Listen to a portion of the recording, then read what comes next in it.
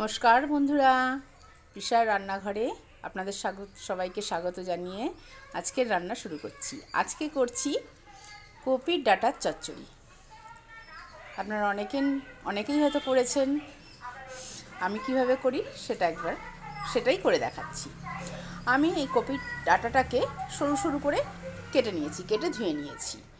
আর এখানে একটু আলু সরু সরু করে কেটে নিয়েছি, একটু সিম বেগুন কেটে নিয়েছি। আর এখানে আছে ধনেপাতা, সরষে আর কাঁচা লঙ্কা বেটে রেখেছি। এই দিয়ে আজকে আমাদের রান্না হয়ে যাবে। এখন করব, আমি জল গরম বসিয়ে দিয়েছি গ্যাসে। এই কপির ডাঁটাটাকে একটু ভাপ দিয়ে ফেলে নেব। একটু যেই জলটা ফুটে উঠলেই ভাপ দিয়ে ফেলে দেবো। তারপরে রান্নাটাকে করছি। আর একটু লবণ দিয়ে দেবো, সামান্য একটু লবণ দিয়ে দেবো, বেশি না, সামান্য।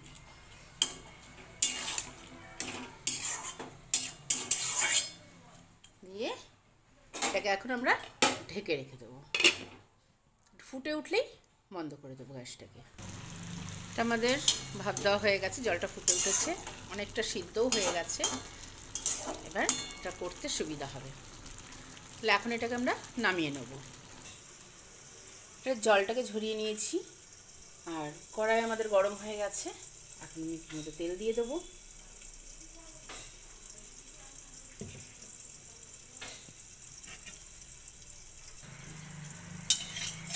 তেল গরম হয়ে গেছে, এর মধ্যে এখন আমি একটু সামান্য একটু কালো জিরে ফোড়ন দিয়ে দেবো। তারপরে আলুগুলোকে দিয়ে দেবো। আলুগুলো একটু লাল লাল করে ভেজে নেব। আলুগুলো ভাজা হয়ে গেছে। এখন এর মধ্যে আমরা বেগুন আর সিম দিয়ে দেবো। এগুলোকে একটু ভেজে নেব।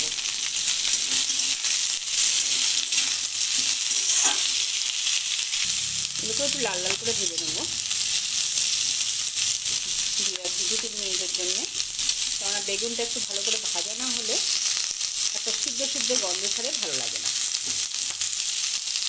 ওই জন্য একটু বেগুন, আলু আর সিমটাকে ভালো করে একটু লাল লাল করে ভেজে নেব।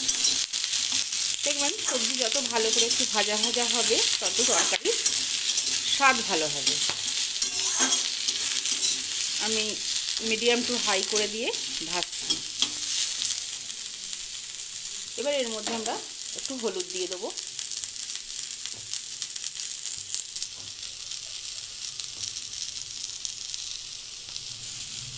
বেশি হলুদ দেবো না, যেহেতু ধনেপাতা বাটা দেবো, এটা একটু সবুজ সবুজ ভাব হবে, জন্য অল্পই হলুদ গুঁড়ো দেবো।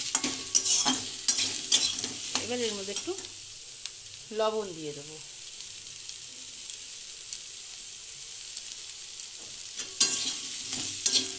স্বাদ মতন লবণ। আরও 2-1 মিনিট একটু হলুদ দিয়ে ভেজে নেব। এটা আমাদের ভাজা ভাজা হয়ে গেছে। এবার এর মধ্যে আমরা কপি ডাঁটাগুলোকে দিয়ে দেবো।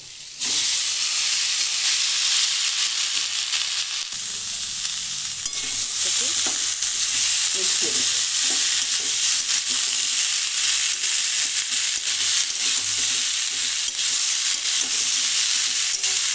এটাকে এর সাথে ভালো করে মিশিয়ে 2 মিনিট নেড়ে নিয়ে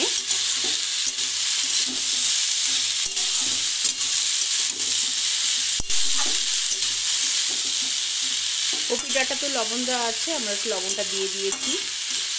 পরে একটু টেস্ট করে দেখে নিতে হবে লবণটা ঠিকঠাক আছে কিনা। এবার এর মধ্যে আমরা ধনেপাতাটা দিয়ে দেবো।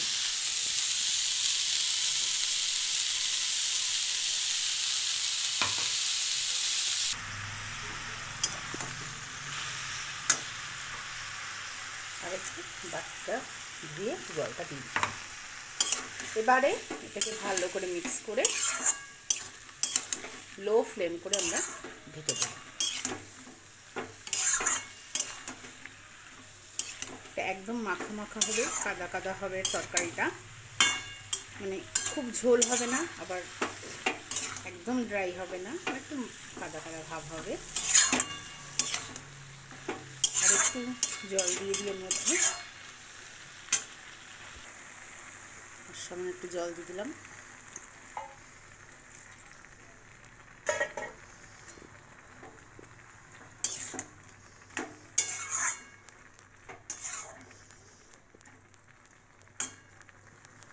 আমার কাছে মনে হলো আরেকটু লবণ লাগবে, তাই আরেকটু লবণ দিই। গ্যাসটা কমিয়ে দিই।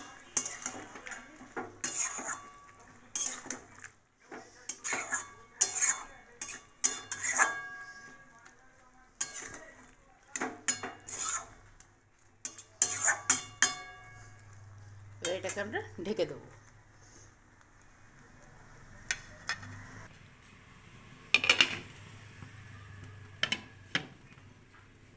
টু লো টু মিডিয়াম ফ্লেমে এটা হবে।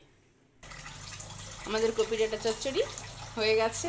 ঠিক এইরকম অবস্থাতেই নামিয়ে ফেলতে হবে। এখন একটু নামানোর আগে সামান্য একটু চিনি দেবো, তাহলে কি টেস্টটা ব্যালেন্স হবে। সামান্য, মিষ্টি লাগবে না, ভালো লাগবে খেতে। যারা মিষ্টি দেওয়া পছন্দ করেন না তারা দেবেন না, কিন্তু আমার একটু মিষ্টিটা দিলে পরে ভালো লাগে। ব্যাস, আমাদের কপি ডাঁটার চচ্চড়ি একদম ডান।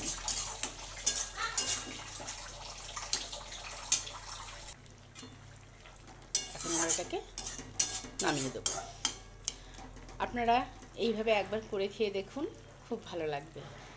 আর ভালো লাগলে আমার চ্যানেলটাকে সাবস্ক্রাইব করে দেবেন, লাইক করে দেবেন, আর একটু শেয়ার করে দেবেন, আর কমেন্ট করে জানাবেন যে কেমন হয়েছে, আপনাদের কেমন লেগেছে করে খেয়ে। আপনারা সবাই ভালো থাকবেন, আমাকেও আপনাদের অনেক অনেক ভালোবাসা দেবেন। Thank you.